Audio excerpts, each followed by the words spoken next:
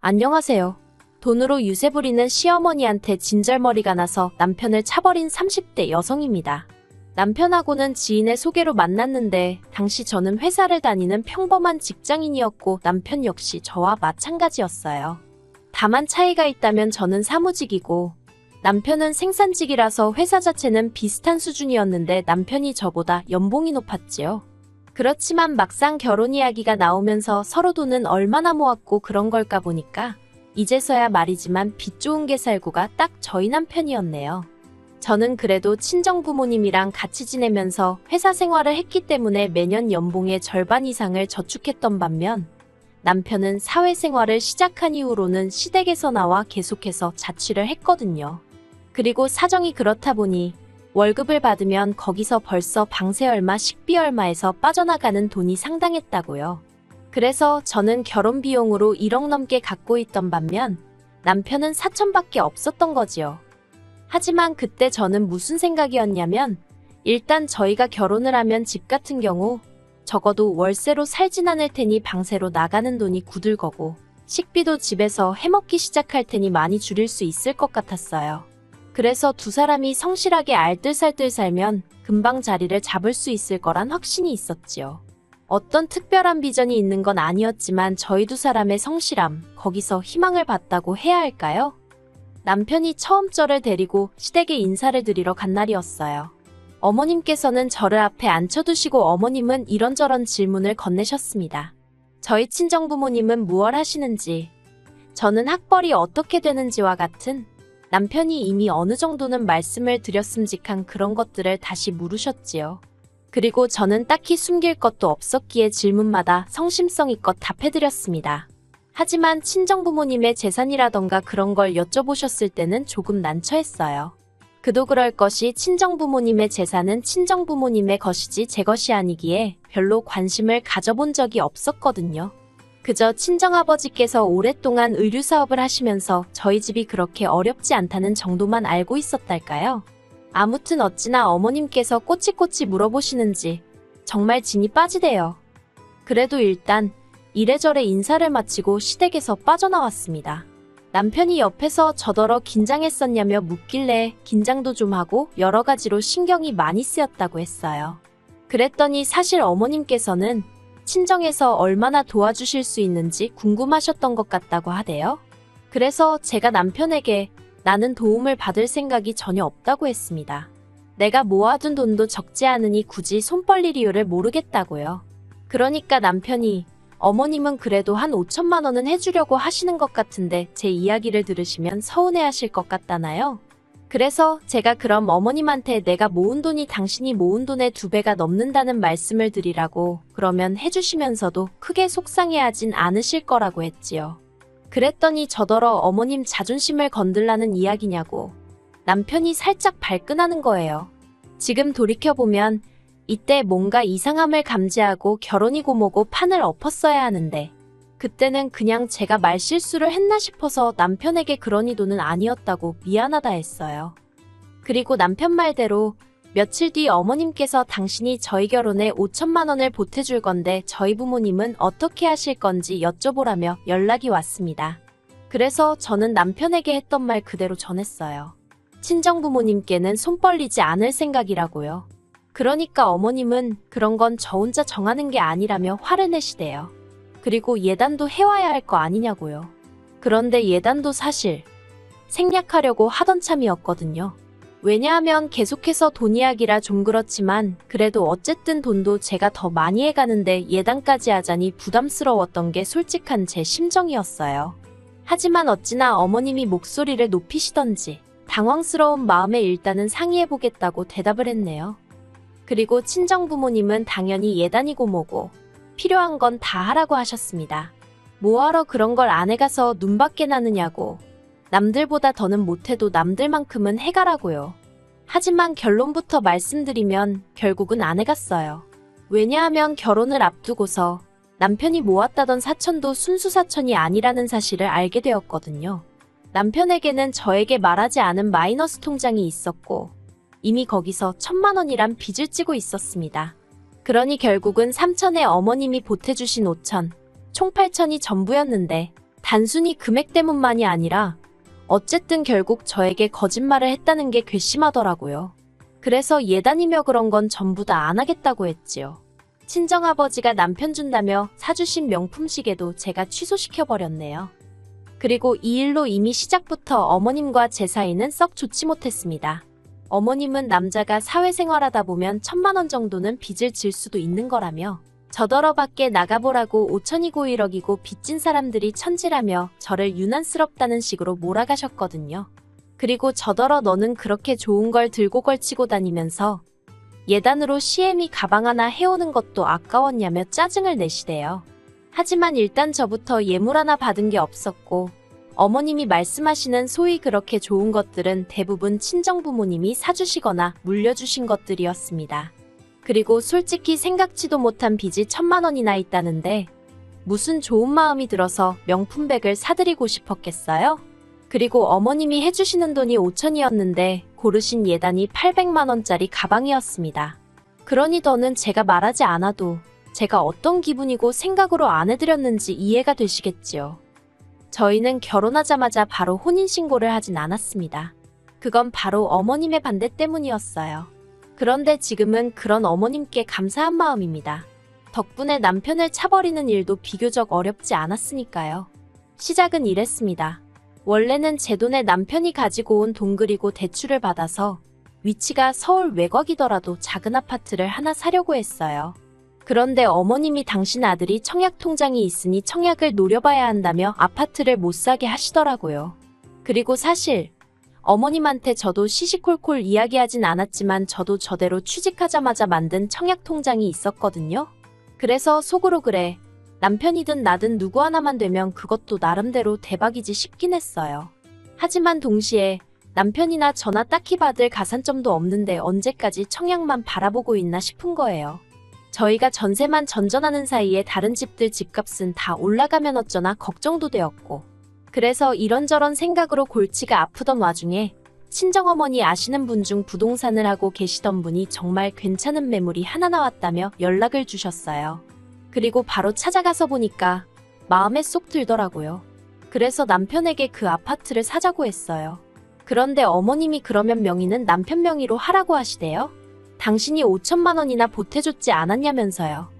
그래서 저도 저대로 제 돈도 1억 들어갔다 하니까 그럼 혼인신고하지 말고 제 3자 명의 그러니까 어머님 명의로 하랍니다. 솔직히 제가 약 먹은 것도 아니고 미쳤나요? 그래서 결국 그 아파트도 안 사고 혼인신고도 안 하게 되었죠. 그러다 작년에 제가 청약에 당첨이 되었습니다. 남편도 같이 신청을 했는데 남편은 떨어지고 저만 붙었어요. 1억 남짓한 현금이 필요했는데 남편이 선뜻 5천을 내주더라고요. 하는 말이 원래는 자기가 청약에 붙으면 보태라고 어머님이 따로 주신 돈이었답니다. 그런데 자긴 떨어지고 제가 되었으니 일단 저더러 쓰라고 하더라고요. 그리고 그때만 해도 제 재산이 남편 재산이고 남편 재산이 제 재산이란 생각이 컸기에 별 생각 없이 받았었어요. 그렇다고 시쳇말로 그 돈을 제가 날로 먹을 생각은 절대 아니었고요. 매달 얼마씩 갚아드려야겠다는 생각을 하고 있었습니다. 그리고 이제 청약까지 되었으니 슬슬 혼인신고도 하고 공동명의로 할까 하는 생각도 했지요.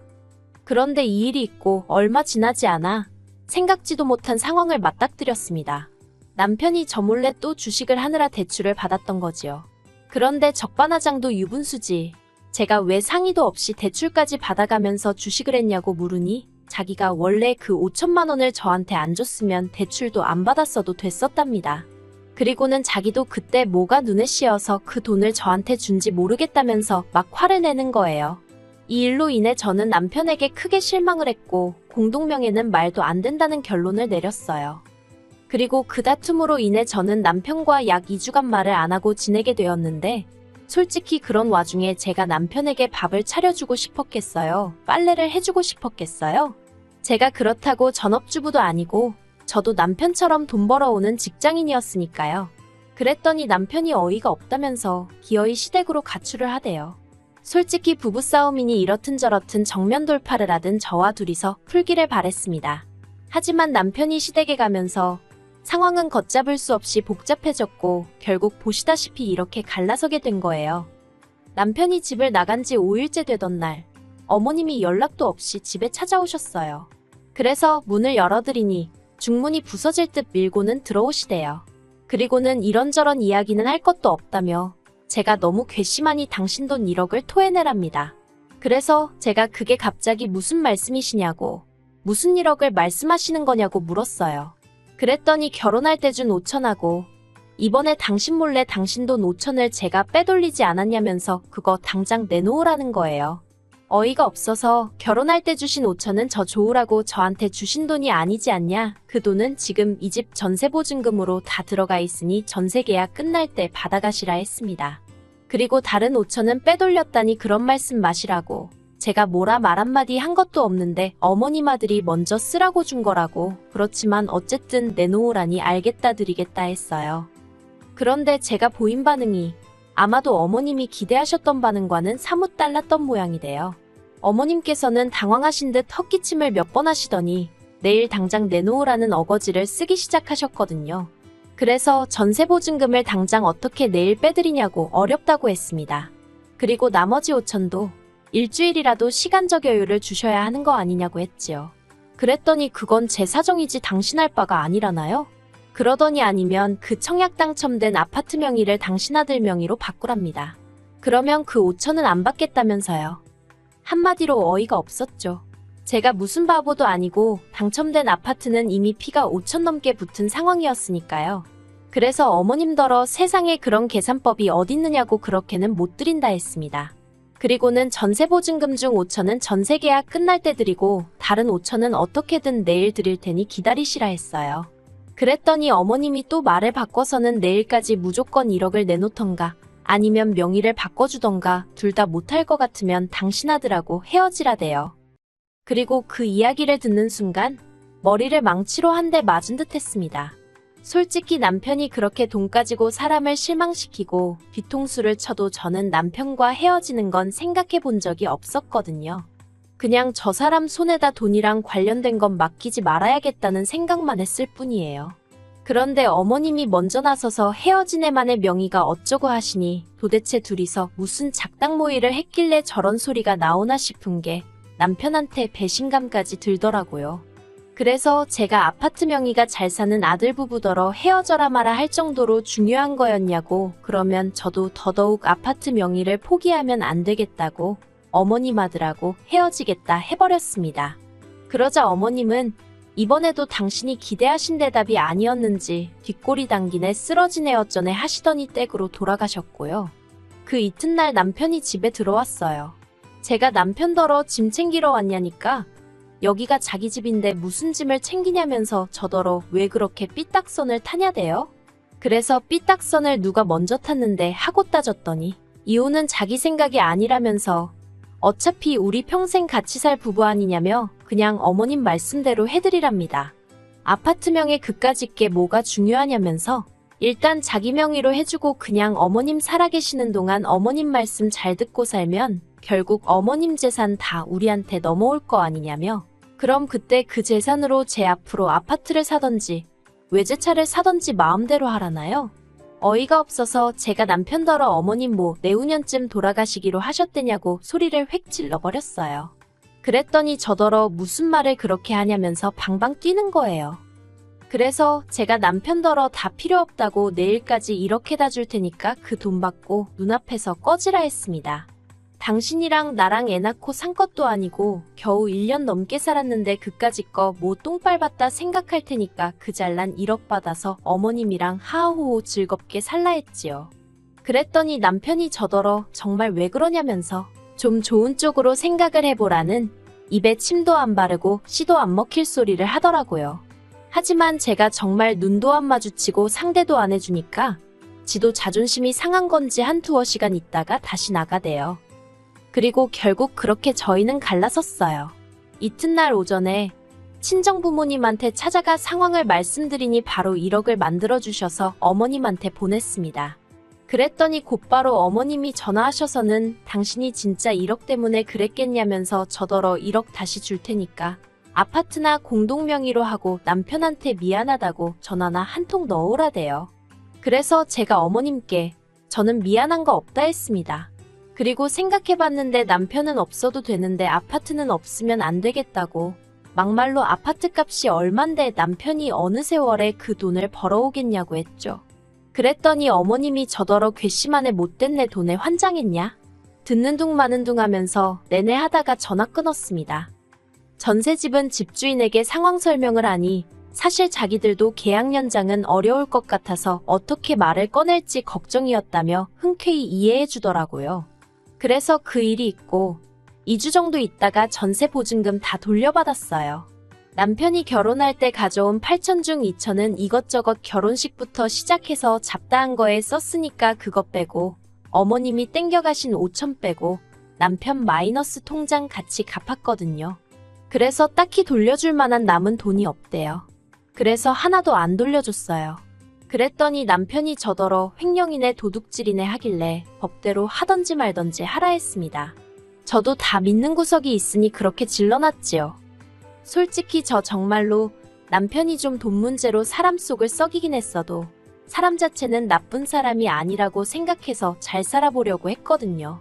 제가 조금만 서포트해주면 더 잘 될 사람이라고 생각하면서요.